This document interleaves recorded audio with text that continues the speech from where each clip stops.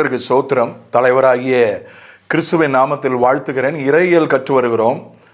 இன்றைக்கு பரிசுத்த ஆவியியல் நியூமட்டாலஜி என்கிற ஒரு புதிய பாடத்தை இன்றைக்கு நாம் ஆரம்பிக்கிறோம். பரிசுத்த ஆவியை குறித்த ஒரு பாடம். பரிசுத்த ஆவியை குறித்த பல கருத்துக்கள் உண்டு. ஆவி என்பதை குறித்தே பல கருத்துக்கள் உண்டு. ஆவி என்கிற வார்த்தை உயிர் என்கிற பொருளிலும் சில இடங்களிலே பயன்படுத்தப்பட்டிருக்கிறது. ஆவி, ஆத்துமா, சரீரம். மனிதனுக்கு ஆவி, ஆத்துமா, சரீரம் என்று ஒன்று இருக்கிறது. 3 கூறுகள் இருக்கிறது. மனிதனுடைய ஆவி, அதை சொல்ல வேண்டுமானால் அதனுடைய ஒரு பகுதி தான் மனசாட்சி. மனிதனுடைய ஆவியினுடைய ஒரு பகுதி மனசாட்சி. அந்த ஆவிதான் உள்ளான மனிதன் என்று அழைக்கப்படுகிறது. அது தேவனோடு உறவாடுகிற ஒரு பகுதி, தேவன் தங்கியிருக்கிற ஒரு பகுதி. தேவன் தங்கியிருப்பதற்காக உருவாக்கப்பட்ட ஒரு பகுதி, தேவனோடு தொடர்பு கொள்வதற்காக உருவாக்கப்பட்ட ஒரு பகுதி தான் மனிதனுடைய ஆவி, உள்ளான மனிதன் என்று அழைக்கப்படுகிறது. அதனுடைய ஒரு பகுதி தான் மனசாட்சி. ஆத்துமா என்பது தமிழிலே சொல்லப்பட்டிருக்கிற, தமிழ் பைபிளில் சொல்லப்பட்டிருக்கிற ஆத்துமா என்பது மனதை, உள்ளத்தை, சிந்தையை அது குறிக்கிறது. மலையாளத்தில், ஹிந்தியில் ஆத்துமான்றது ஆவியை குறிக்கி. இது ரெண்டையும் குழப்பக்கூடாது. பிரசங்கி 3 அதிகாரம் 21ஆம் வசனம், உயர ஏறும் மனிதனுடைய ஆவியையும் தாழ பூமியில் இறங்கும் மிருகங்களுடைய ஆவியும் அறிகிறவன் யார்? மனிதனுடைய ஆவி, மிருகங்களுடைய ஆவின்னு போட்டிருக்கு தமிழ் பைபிளில். ஆனால் இந்த இடத்துல மிருகங்களுக்கு ஆவி கிடையாது, மிருகங்களுக்கு மனசாட்சி கிடையாது. மிருகங்களிலுக்குள்ளே ஆண்டவர் வசிக்கிறதற்கு இடம் கிடையாது. ஆண்டவர் தொடர்பு கொள்வதற்கு, மிருகங்களோட தொடர்பு கொள்வதற்கு மிருகங்களுக்குள்ளே எதுவும் பகுதி கிடையாது. அதனால் இந்த இடத்துல ஆவி என்பது உயிரை குறிக்கிறது. இந்த இடத்துல ஆவின்றது உயிரை குறிக்கிறது. இது உள்ளான மனிதனை குறிக்கலை. சிலர் இது உள்ளான மனிதன் என்று இதை எடுத்துக்கொண்டு கொஞ்சம் அப்படி நினைக்கிறார்கள். இது அப்படி அல்ல. அதாவது மனிதனுக்குள்ளே இருக்கிற ஆவி. ஏன் மனிதனை பற்றி நான் முதல்ல சொல்கிறேன்னா, மனிதனை பற்றி நம்ம தனியாக ஒரு பாடம் உண்டு, அப்போ விவரமாக படிக்கலாம். மனிதன்தான் தேவனுடைய சாயலில், தேவனுடைய ரூபத்தின்படி படைக்கப்பட்டான். அந்த சாயல் சிதைக்கப்பட்டு போயிட்டு, அவ்வளோதான். ரூபம் சிதைக்கப்படவில்லை. நல்லா கவனிங்க, ரூபம் அப்படியே தான் இருக்கு. சாயல் தான் சிதைக்கப்பட்டு விட்டது.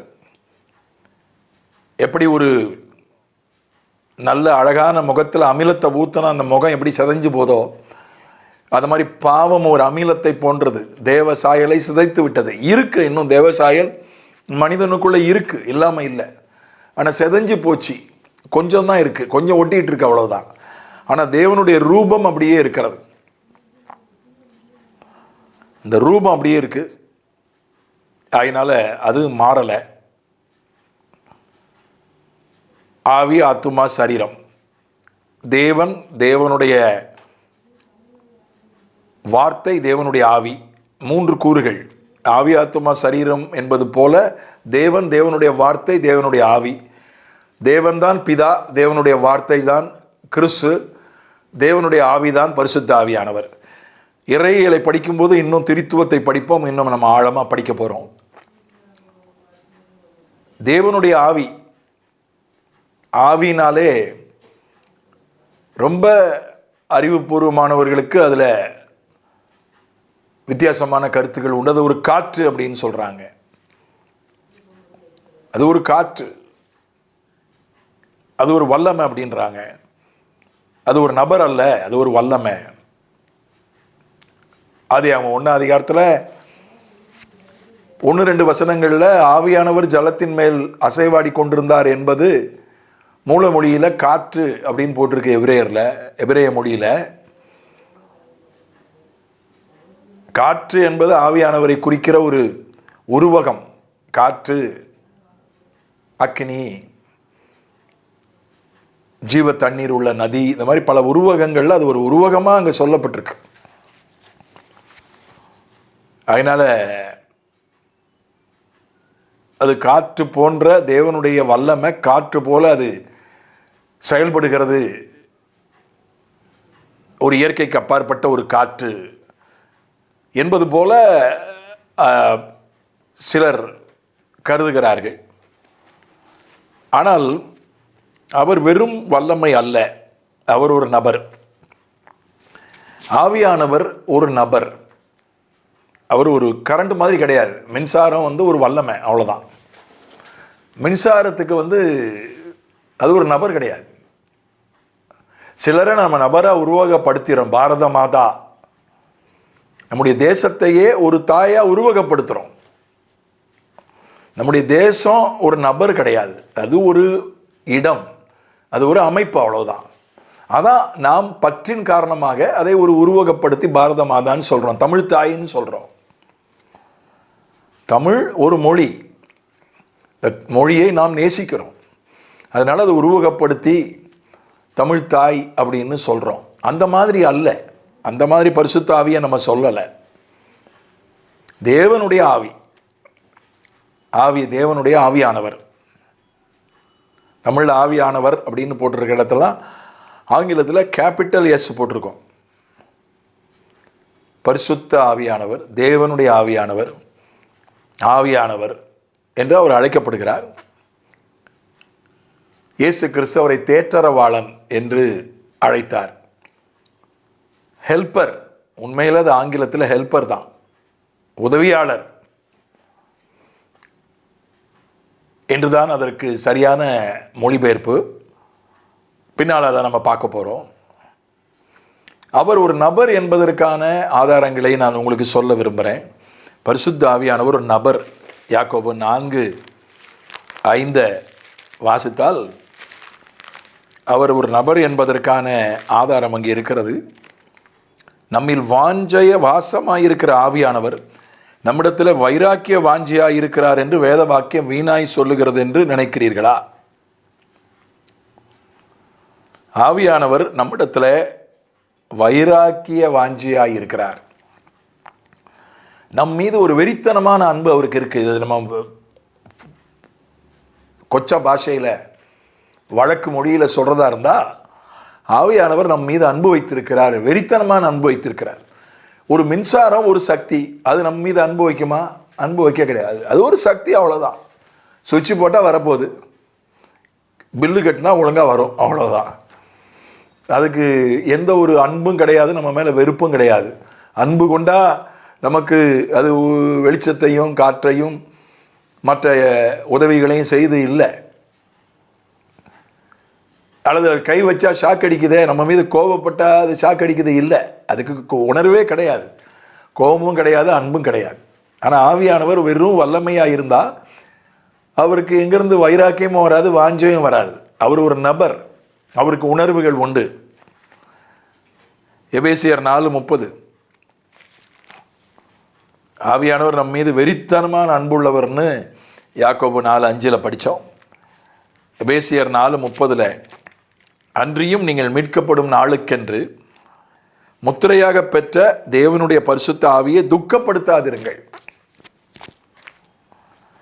ஆவியானவரை துக்கப்படுத்தாதிருங்கள். ஒரு வெறும் வல்லமையாக இருந்தால், ஒரு வெறும் தெய்வீக காற்றாக இருந்தால் அதுக்கு நிச்சயமாக துக்கம் உணர்வுகள் இருக்காது. அவர் ஒரு நபர், ஒரு ஆழ்த்தத்துவம் உள்ளவர். அதனால தான் அவர் துக்கப்படுறார் ஆவியானவர்.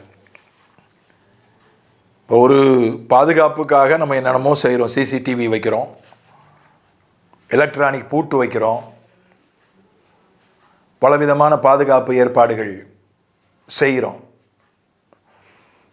ஆனால் ஒரு நாயை வளர்க்குறோம் பாதுகாப்புக்காக. ஒரு எலக்ட்ரானிக் பூட்டுக்கோ ஒரு சிசிடிவிக்கோ நிச்சயமாக உணர்வுகள் கிடையாது. ஆனால் ஒரு நாய்க்கு உணர்வு உண்டு. அதால் அன்பு செலுத்த முடியும், அதால் கோபப்பட முடியும், துக்கப்பட முடியும். எனக்கு தெரிந்த ஒருவர் ஒரு நல்ல வெளிநாட்டு ஜாதி நாயை வளர்த்து வந்தார்.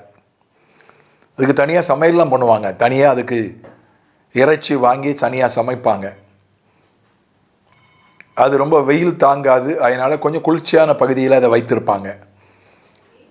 அவருக்கு குழந்தை பிறந்தது. குழந்தை பிறந்ததுனால அவர் நாயை கொஞ்சிறதை நிறுத்திட்டார்.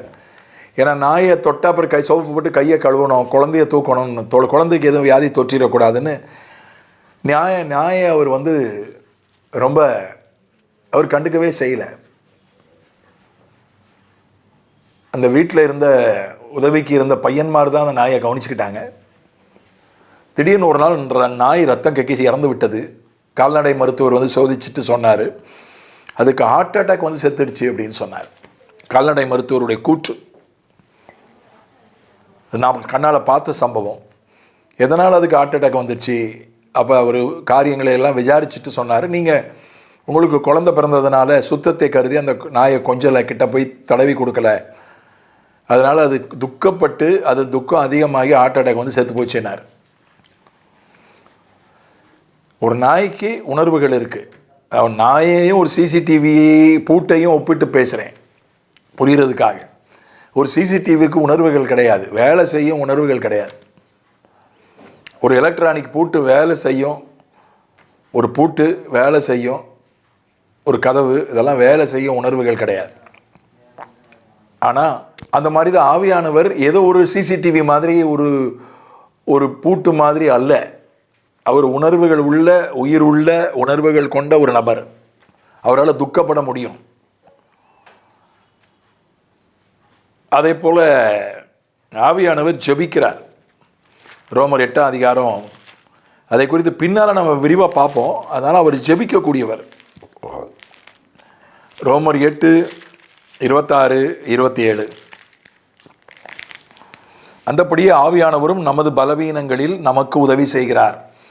நாம் ஏற்றபடி வேண்டிக் கொள்ள வேண்டியது இன்னதென்று அறியாமல் இருக்கிறபடியால் ஆவியானவர் தாமே வாக்கு கடங்காத பெருமூச்சுகளோடு நமக்காக வேண்டுதல் செய்கிறார். ஆவியானவர் தேவனுடைய சித்தத்தின்படியே பரிசுத்தவான்களுக்காக வேண்டுதல் செய்கிறபடியால் இருதயங்களை ஆராய்ந்து பார்க்கிறவர் ஆவியின் சிந்தை இன்னதென்று அறிவார். ஆவியானவர் நமக்காக ஜெபம் பண்ணுகிறார். இதுதான் இந்த 2 வசனங்களின் சாராம்சம். இயேசு கிறிஸ்து மனிதனான பிறகுதான் ஜெபம் பண்ண ஆரம்பித்தார். அவர் தேவனுடைய வார்த்தையாக இருக்கிற வரைக்கும் அவர் ஜெபம் பண்ணலை. தேவனுக்கு சமமாக இருந்தார், தேவனுடைய வார்த்தையாக இருந்தார், தேவனாக இருந்தார், தேவனுடைய ஞானமாக இருந்தார். அவர் இயேசு கிறிஸ்து மனிதனாகிற வரைக்கும், மனிதனாக பிறக்கிற வரைக்கும் ஜெபம் பண்ணவே இல்லை. ஆனால் ஆவியானவர் ஆதி முதல் ஜெபித்து கொண்டிருக்கிறார். பின்னால் அதற்கான காரணத்தை பின்னால் நான் சொல்லுவேன். அதனால் ஒரு சக்தியால், வெறும் ஒரு காற்றால் ஜெபிக்க முடியாது. வேத புஸ்தகம் சொல்லுது எல்லா சிருஷ்டிகளும் ஆண்டவரை துதிக்கிறதுன்னு சொல்லுது. எல்லா சிருஷ்டிகளும் ஆண்டவரை ஆராதிக்கிறது. ஆனால் எந்த ஒரு உயிரற்ற எந்த சிருஷ்டியும் திமிங்கலம் கூட ஜெபிக்கிறது, காக்கை குஞ்சு ஜெபிக்கிறது, இதெல்லாம் பைபிளில் இருக்குது. ஆனால் ஒரு உயிரற்ற ஒரு சிருஷ்டி ஜெபிப்பதாக எங்குமே வேதத்தில் இல்லை. அப்போ ஆவியானவர் ஜெபிக்கிறார். அவர் ஒரு நபர், அவருக்கு உணர்வுகள் உண்டு. அவர் தேவன் என்று அழைக்கப்படுகிறார். அதே நான் யாக்கோபு 4ஆம் அதிகாரம் நம்ம ஏற்கனவே படித்தோம். ஆவியானவர் தேவன் என்று அழைக்கப்படுகிறார். 5ஆம் வசனத்தில் தான் நம்ம வாசமாக இருக்கிற ஆவியானவர் நம்மிடத்தில் வைராக்கிய வாஞ்சியாக இருக்கிறார் என்று வேத வாக்கியம் வீணாய் சொல்லுகிறது என்று நினைக்கிறீர்களா? யாக்கோபு 4:5-6 இப்போ படிக்கிறேன். அவர் அதிகமான கிருபையை அளிக்கிறாரே, ஆதலால் தேவன் பெருமை உள்ளவர்களுக்கு எதிர்த்து நிற்கிறார், தாழ்மை உள்ளவர்களுக்கோ கிருபை அளிக்கிறார் என்று சொல்லி இருக்கிறது. ஆதலால் நல்லா கவனிங்க, அவர்னு இங்கே சொல்லப்பட்டிருப்பது 6ஆம் வசனம் ஆரம்பத்தில் முன்னால் சொல்லப்பட்ட பரிசுத்த ஆவியானவர் அதிகமான கிருபையை அளிக்கிறாரே. இந்த இடத்துல அவர் என்பது முந்தின வசனத்தில் இருக்கிற ஆவியானவரை குறிக்குது. ஆவியானவர் அதிகமான கிருபையை அளிக்கிறாரே, ஆதலால். இந்த வசனத்தின்படி தான் இது இப்போ ஏற்கனவே வசனத்தில் இருக்கு. என்ன இருக்கு? தேவன் தாழ்மை உள்ளவர்களுக்கோ கிருபை அளிக்கிறார் என்று சொல்லி இருக்கிறது. ஆதலால் தேவன் தாழ்மை உள்ளவர்களுக்கு கிருபை அளிக்கிறார்னு சொல்லப்பட்டிருக்கிறதுனால ஆவியானவர் அதிகமான கிருபையை அளிக்கிறார். அது ஆவியானவரை பற்றிய வசனம். அப்போ ஆவியானவர் தேவன் இந்த இடத்துல அந்த வசனத்தில் சொல்லப்பட்டிருப்பது ஆவியானவரை குறிக்கிறது. ஆகவே ஆவியானவர் தேவனாக இருக்கிறார்.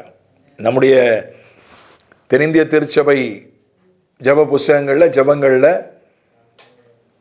பிதாவாகிய தேவன், குமாரனாகிய தேவன், பரிசுத்த ஆவி ஆகிய தேவன், திரியேக தேவன் என்று நாம் அறிக்கையிடுகிறோம். அவர் தேவன். அவர் வெறும் வல்லமை இல்லை, வெறும் சக்தி அல்ல, அவர் ஒரு தேவன். பிதா எப்படி தேவனாய் இருக்கிறாரோ, கிறிஸ்து எப்படி தேவனாய் இருக்கிறாரோ, பரிசுத்த ஆவியானவரும் தேவனாய் இருக்கிறார்.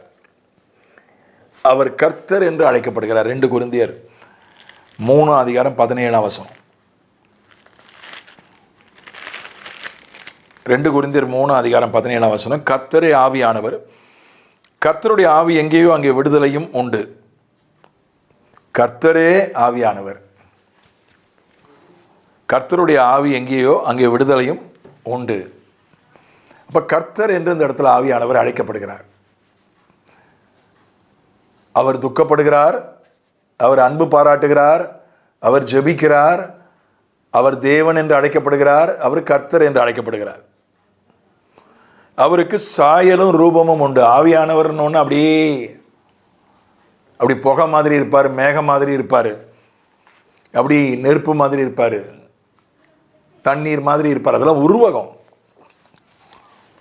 ஆனால் அவருக்கு உருவம் உண்டு, அவருக்கு சாயல் உண்டு. எசேக்கியேல் 8:1-3 6ஆம் வருஷத்து 6ஆம் மாதம் 5ஆம் தேதியிலே நானும் என் வீட்டில் உட்கார்ந்திருக்கும் போது யூதாவின் மூப்பர்கள் எனக்கு முன்பாக உட்கார்ந்திருக்கிற போதும் கர்த்தராகிய ஆண்டவருடைய கரம் அங்கே என் மேல் அமர்ந்தது. அப்பொழுது இதோ அக்கினி சாயலாய் தோன்றுகிற ஒருவரை கண்டேன். ஒருவரை கண்டேன். அவருடைய இடுப்புக்கு கீழெல்லாம் அக்கினி, அவருடைய இடுப்புக்கு மேலெல்லாம் சொகுசாவை போல பிரகாசிக்கிற சாயல். கைபோல் தோன்றினதை அவர், அந்த ஒருவர், நீட்டி என் தலைமயிரை பிடித்து என்னை தூக்கினார். அவருக்கு ஒரு இடுப்பு மாதிரி இடுப்பு இருந்துச்சு. இடுப்புக்கு கீழே ஃபுல்லாக அக்கினியை போல தெரிந்தது. இடுப்புக்கு மேலே சொகுசா என்று அழைக்கப்படக்கூடிய ஒரு வைரம் மாதிரி, தங்கம் மாதிரி ஒரு விதமான வெளியேறப்பெற்ற பிரகாசமான பொருள் தான் சொகுசா. அந்த சொகுசாவை போல இருந்தது. ஒரு கை ஒன்று இருந்துச்சு. இந்த கை மாதிரி ஒன்று வந்து எசேக்கியேலுடைய தலை முடிய பிடிச்சு தூக்கியது. ஆவியானவர் என்னை பூமிக்கு வானத்துக்கு நடுவே கொண்டு போய் தேவ தரிசனத்தில் என்னை எருசலேமின் வடதிசைக்கு எதிரான உள்வாசலின் நடையிலே விட்டார். ஒருவர்னு முதல்ல சொல்கிறான் எசேக்கியேல். அக்கினி சாயலாய் தோன்றுகிற ஒருவர். அப்புறம் அவர் அப்படின்றான், அப்புறம் அவர்ன்றான், அதுக்கப்புறம் ஆவியானவர்னு சொல்லிடுறான். அப்போ ஆவியானவர் தான் இந்த அக்கினி சாயலாக இருக்கிறாரு. இப்போ ஆவியானவர் தான் என்ன செய்கிறாரு? அவருக்கு இடுப்புக்கு கீழே ஒரு அக்கினி மயமாக இருக்கிறாரு. இடுப்புக்கு மேலே சொகுசா என்று சொல்லக்கூடிய தங்கம் வைரத்தை போன்ற ஒரு பிரகாசமான ஒரு உலோகம், வெளியேறப்பெற்ற ஒரு உலோகம், அதை போல ஒரு தோற்றம் ஏற்படுகிறது. அவருக்கு ஒரு கை போன்ற ஒரு காரியம் இருக்கிறது, அதை பிடிச்சு தூக்குறாரு. அவருடைய ரூபம், அவருடைய தோற்றம், அவருடைய சாயல் இங்கே விவரிக்கப்படுகிறது. அதனால் அவருக்கு சாயல் உண்டு, ரூபம் உண்டு. நான் சொல்கிறது கொஞ்சம் புதுசாக இருக்கலாம், சிலருக்கு புதுசாக இருக்கலாம், சிலருக்கு ஏற்றுக்கொள்ள கஷ்டமாக இருக்கலாம், சிலருக்கு ஜீரணிக்க கஷ்டமாக இருக்கலாம், சிலருக்கு புரிந்து கொள்ள கஷ்டமாக இருக்கலாம். எசேக்கியேல் 8:1-3 திரும்ப திரும்ப படிங்க. எத்தனை மொழிபெயர்ப்பு இருக்கோ அத்தனை மொழிபெயர்ப்புலையும் படிங்க. 200 இங்கிலீஷ் மொழிபெயர்ப்பு இருக்குது, 200 இங்கிலீஷ் மொழிபெயர்ப்புலையும் படிங்க. தமிழ் மொழிபெயர்ப்பும் பல மொழிபெயர்ப்புகள் இருக்கிறது, நீங்கள் படிங்க. கிரேக்க எபிரேய மொழியில் என்ன எழுதியிருக்குன்னு படிங்க. பல கமெண்ட்ரீஸை, ஹென்ரி மேத்யூ போன்ற கமெண்ட்ரீஸ் எல்லாம் படிங்க. படித்து நீங்கள் முடிவு செய்யுங்க. ஏன்னா இந்த மாதிரி வசனங்கள் எல்லாம் நம்ம ரொம்ப ஆழ்ந்து படிக்கிறதுல அப்படி மேலோட்டமாக போயிடுவோம், கடந்து போயிடுவோம். பால் யாங்கி சோ அப்படின்னு ஒரு தேவ மனிதர் தென்கொரியாவில் இருந்தார். அவர் அவருடைய முக்கியமான ஒரு விசுவாசம், போதனை ஆவியானவரோடு ஐக்கியம் கொள்வது. நம்ம அப்படிதான் ஆசீர்வதிக்கிறோம். பிதாவாகிய தேவனுடைய அன்பும் கர்த்தராகிய இயேசு கிறிஸ்துவினுடைய கிருபையும் பரிசுத்த ஆவியானவருடைய ஐக்கியமும் நம் அனைவரோடு இருப்பதாக. ஆவியானவருடைய ஐக்கியம் நம் அனைவரோடு இருக்க வேண்டும். ஆவியானவரோடு ஐக்கியம் கொள்ள வேண்டும், அவரோடு உறவு கொள்ள வேண்டும், அவரோடு பழக வேண்டும் என்று அவர் விசுவாசித்தார். அதை போதித்தார். ஆம்ஸ்டர்டாம் ஒரு இடத்துல ஐரோப்பாவில் பில்லிகர்காம், காலஞ்சென்ற சுவிசேஷகர் பில்லிகர்காம் உலகளாவிய ஒரு ஊழியக்காரர்கள் மாநாடு கூட்டுவார். அவர் இருக்கிற வரைக்கும் அது நடந்தது. அந்த ஆம்ஸ்டர்டாம் அந்த இடத்துல நடக்கிற அந்த மாநாட்டுக்கு பால் யாங்கி சோ அவர்களை பிரசங்கிக்கும்படி, வசனத்தை பேசும்படி அழைத்திருந்தார்கள். அவர் போய் அங்கெல்லாம் அந்த மாநாட்டில் பேசுவதற்கு முதல்ல என்ன பேசுகிறோன்னு சொல்லியிருந்தோம். முதல்ல என்ன பேச போகிறேன்னு அந்த குறிப்புகளை கொடுத்து, அதை அவங்க கமிட்டி இருக்கும், கமிட்டி அதை பரிசீலித்து ஒத்துக்கொண்ட பிறகு தான் பேச முடியும். இது நான் ஒரு மிஷினரி இயக்கத்தில் தேசிய மாநாடு, ஒரு குறிப்பிடத்தகுந்த மிஷினரி இயக்கத்தில் ஒரு மிஷினரி இயக்கம், காஸ்பல் பார்ட்னர்ஸ் மூவ்மெண்ட்டுன்னு, அதனுடைய முதல் தேசிய மாநாட்டில் முக்கிய செய்தியாளராக கன்னியாகுமரியில் அழைக்கப்பட்டிருந்தேன். என்னுடைய ஐயர்வாளாக இருந்த சென்னையில் ரெவரண்ட் திரவியம் மாணிக்க வாசகம் ஐயா தான் அதுக்கு பொதுச் செயலாளராக அப்போது இருந்தார். என்னை அவர் ஒழுங்கு செய்யவில்லை, இன்னொருவர் ஒரு முக்கிய பொறுப்பில் இருந்தவர் என்னை நான் தான் பிரசங்கிக்க வேண்டும் என்று வாதாடி போராடி, செல்வராஜன் ஒரு அண்ணன், எங்கள் ஐயர்வாள் தான் பொதுச் செயலாளர், அவருக்கு என்ன ஒரு வாலிபனாக தான் தெரியும், ஒரு துடிப்பான வாலிபன், வேத வசனம் அறிந்த வாலிபனாக தான் தெரியும். எப்படி போய் என்ன பிரசங்கம் பண்ண போகிறாருன்னு அவருக்கு ஒரு சந்தேகம். அது ஒரு பெரிய ஒரு ஒழுங்கு உள்ள ஒரு இயக்கம். அதனால் என்ன அவர்கள் சென்னைக்கு, நீங்கள் சென்னை வரும்போது எங்கள் அலுவலகத்துக்கு வாங்க, தேசிய மாநாட்டில் நீங்கள் பேச போகிற செய்தியை குறித்து டிஸ்கஸ் பண்ணணும்னாங்க. நான் போனேன். எங்கள் ஐயர்வாள் அந்த GPM உடைய பொதுச் செயலாளர் வரல, ஒரு தாமதமாக வந்தார். எல்லாம் முடிஞ்ச பிறகு ஒரு சின்ன கூட்டம்னு சொல்லியிருந்தாங்க, அலுவலகத்தில் ஒரு சின்ன கூட்டம்னு சொன்னாங்க, அலுவலக நிர்வாகிகள்லாம் வந்திருந்தாங்க. அப்போ ஒரு இன்னொரு மூத்த ஒரு மிஷினரி, ஒரு போதகர், ஒரு சட்ட அறிஞர் வந்திருந்தார். அவர் சொன்னார், ஒரு சின்ன செய்தி நீங்கள் கொடுங்க. எதுக்காகனா என்னை சோதிச்சு பார்க்கறதுக்காக, எப்படி பிரசங்கம் பண்ணுறேன்னு. நான் ஒரு சின்ன செய்தி கொடுத்தேன். கொடுத்ததுக்கப்புறம் அதில் அவர்களுக்கு திருப்தி. அப்புறம் முடிந்த பிறகு தான் எங்கள் ஐயர்வாள் பொதுச் செயலாளர் வந்தார். என்னை ஏற்றுக்கொண்டு அதன் பிறகு தேசிய மாநாட்டில் நான் முக்கிய செய்தியாளராக என்னை அறிவித்தார்கள். ஒரு சின்ன இந்திய அளவில் இருக்கக்கூடிய ஒரு சின்ன மிஷினரி இயக்கம் தான் அது. அதில் இவ்வளவு ஒழுங்கு இருந்தால் உலகளாவிய பில்லிகர்காம் நடத்துகிற ஒரு ஊழியக்காரர்கள் மாநாட்டுக்கு எவ்வளோ ஒழுங்கு இருக்கும். முதல்ல செய்தி பிரசங்க குறிப்பெல்லாம் அவர் கொடுத்துட்டாரு, அதை அவர்கள் அங்கீகரித்து விட்டார்கள். ஆவியானவர் ஒரு நபர், அவரோடு பழக வேண்டும், உறவாட வேண்டும், அதான் அதனுடைய சாராம்சம். மொழிபெயர்ப்பாளர் ஒருவர் இருந்தார். ஏன்னா ஆங்கிலம் மட்டுமல்ல, பிற மொழிகளிலே மொழிபெயர்த்தார்கள். ஒருவேளை ஸ்பானிஷ் மொழியில் மொழிபெயர்த்தார்கள் என்று நினைக்கிறேன், அது பிரெஞ்சு மொழியாக தெரியல. மொழிபெயர்ப்பாளரிடத்தில் இவர் முதல்லையே அவரை கூப்பிட்டு, நான் இதை தான் பிரசங்கம் பண்ண போகிறேன்னு சொல்லிட்டார். ஏன்னா மொழிபெயர்ப்பாளருக்கு சொன்னால் தான் அவர் சரியாக மொழிபெயர்ப்பார்னு. அவர் சொல்லிட்டார், இந்த பிரசங்கம் தப்பு. அவர் ஒரு பெரிய வேத பண்டிதர், மொழிபெயர்ப்பாளரும் பெரிய வேத பண்டிதர், வேதம் அறிந்தவர், வேத போதகர். அவர் பால் யாங்கி சோ அவர்களை பார்த்து சொல்லிட்டார், இந்த பிரசங்கத்தை நான் ஒத்துக்க மாட்டேன், இது தப்பு. அவர் ஒரு ஆவியானவர், ஒரு நபர் அல்ல, அவரோடு உறவாட நேரடியாய் பழக முடியாது என்று மறுத்துட்டார். அதுக்கப்புறம் பில்லிகர்காம் அவர்கள் தலையிட்டு தான் அந்த மொழிபெயர்ப்பாளர் அதை ஏற்றுக்கொண்டு அவருக்கு மொழிபெயர்த்தார். ஏன்னா இது நான் சொல்கிறது அநேகருக்கு அதிர்ச்சியாக இருக்கும். ஆவியானவர் ஒரு நபர், அவருக்கு ஒரு உருவம் உண்டு, அவருக்கு ஒரு இடுப்பு உண்டு, அவருக்கு ஒரு கை உண்டு. அவர் நம்மை தூக்கி செல்ல முடியும் என்று நான் சொன்னது அநேகருக்கு அதிர்ச்சியாக இருக்கலாம், ஏற்றுக்கொள்ள கஷ்டமாக இருக்கலாம். நீங்கள் நிதானமாக ஆராய்ஞ்சு ஏற்றுக்கொள்ளுங்க. தொடர்ந்து நம்ம ஆவியானவரை பற்றி அடுத்த தியானத்தில் படிக்கலாம். பிதாவே, இயேசுவின் நாமத்தில் ஆவியானவரை குறித்து நாங்கள் கற்றுக்கொள்ள உதவி செய்தீர். ஆவியானவர் தேவனாக இருக்கிறதற்காக சோத்திரம், ஆவியானவர் கர்த்தராக இருக்கிறதற்காக சோத்திரம். எங்கள் மீது வைராக்கிய வாஞ்சியாய் ஆவியானவர் இருக்கிறதற்காக சோத்திரம். நாங்கள் ஆவியானவரை துக்கப்படுத்தாதபடி எங்களை காத்துக்கொள்ளும். எங்களுக்காக கிறிஸ்து மனிதனாய் பிறந்த பிறகுதான் ஜபிக்க ஆரம்பித்தார். இன்றைக்கு அவர் எங்களுக்காக ஜபிக்கிறார். ஏன்னா மனிதனாயும் அவர் இருக்கிறார், தேவனாயும் இருக்கிறார். ஆவியானவர் தேவனாக மட்டுமே இருக்கிறார், அவர் மனித தன்மை அவருக்கு கிடையாது. ஆனாலும் ஆதியிலிருந்து அவர் எங்களுக்காக ஜபித்து கொண்டிருக்கிறார். அதற்காக நாங்கள் துதிக்கிறோம். ஆண்டவரே, ஆவியானவருக்கு ஒரு சாயல் உண்டு, ஒரு ரூபம் உண்டு. நமது சாயலின்படியும் நமது ரூபத்தின்படியே மனிதனை சிருஷ்டிப்போமாக என்று சொல்லப்பட்டதில் ஆவியானவருடைய ரூபமும் உண்டு, ஆவியானவருடைய சாயலும் உண்டு. அதுக்காக சோத்திரம்.